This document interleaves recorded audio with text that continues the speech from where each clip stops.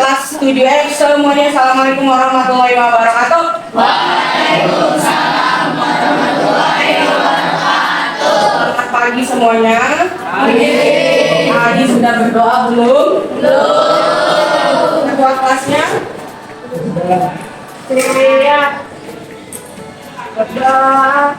Bismillahirrahmanirrahim. Selesai memberi salam. Assalamualaikum warahmatullahi wabarakatuh. Waalaikumsalam warahmatullahi wabarakatuh. Kabarnya bagaimana? Udah selesai bersih-bersih? Ibakan dulu. Alila Novita. Ahli. Raffi.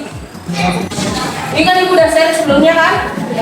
Tentang ekologi keanekaragaman hayati dari pengaruh makhluk hidup maupun makhluk yang tak hidup. Jadi tujuannya agar kalian memahami bahwa makhluk hidup ini berinteraksi dengan komponen abiotik maupun biotik, membentuk yang namanya nanti adalah ekosistem. Ini kan ibu udah share sebelumnya kan? Tentang ekologi keanekaragaman hayati. Moga-moga kalian masih ingat apa itu ekologi. Terdiri dari berapa suku kata? Berapa? Dua. Apa artinya? Ekos dan logos. Interaksi. Berkomunikasi, saling berhubungan, baik yang menguntungkan maupun yang tidak menguntungkan atau merugikan. Oke, kita lanjutkan. Bagaimana pengajar kalian lebih memahami lagi materi ini? Ibu sajikan video tentang ekologi dan keanekaragaman hayati. Tolong kalian pahami hidup. Sedangkan ekologi adalah cara ilmu biologi yang mempelajari interaksi antara makhluk hidup dengan makhluk lain dan juga dengan lingkungan sekitarnya. Komponen dari ekosistem ternak seperti pembukaan lahan, perkebunan atau pembukaan kota. Contoh dari biotik adalah komponen makhluk hidup seperti tumbuhan, hewan, manusia, jamur, atau bahkan bakteri dan virus. Selanjutnya, sebelum kita lanjut pada interaksi komponen-komponen yang ada di dalam suatu ekosistem, ya, sama-sama ya, biar enak, sama-sama kita tarik nafas bareng-bareng, buang, tarik nafas lagi, buang, tarik nafas, sama-sama teriak, yang semangat, tarik nafas, buang, teriak. Antara pertukaran CO2 dengan O2 katanya. Terus ada lagi udara. Butuh udara manusia hidup? Hewan butuh udara nggak? Tumbuhan? Butuh. Jamur? Bakteri butuh udara? Jadi udara itu bukan hanya sebatas oksigen saja ya, tapi ada yang namanya hidrogen, ada yang namanya nitrogen, itu juga bagian dari komponen udara. Terus ada matahari, ada udara, terus tadi ada apa lagi? Angin. Udara sama angin kita anggap jadi satu ya. Air. Manusia hidup butuh air? Hewan butuh air? Tumbuhan butuh air? Butuh. Jadi makhluk hidup ternyata butuh komponen abiotik namanya air. Terus ketika kita makan tempe, ini kan diproses nih di dalam perut, ya, mengalami proses pencernaan. Nah, ketika sudah mengalami proses pencernaan, di sini ada bakteri baik. Nah, bakteri baik inilah yang membantu menguraikan makanan kita sehingga layak untuk dibuang. Pastinya nanti kita berhubungan lagi dengan yang namanya ekosistem. Nah, sebelum kita lanjut, Ibu mau minta kalian coba dikeluarkan handphone kalian, dikeluarkan buku latihan IPA-nya. Nah, Ibu minta kalian cari contoh kompetisi di dalam lingkungan hidup, contoh predasi, contoh herbivori, contoh ketiga simbiosis. Terserah kalian dapatnya yang mana, itu ibu perbolehkan. Silakan kalian googling di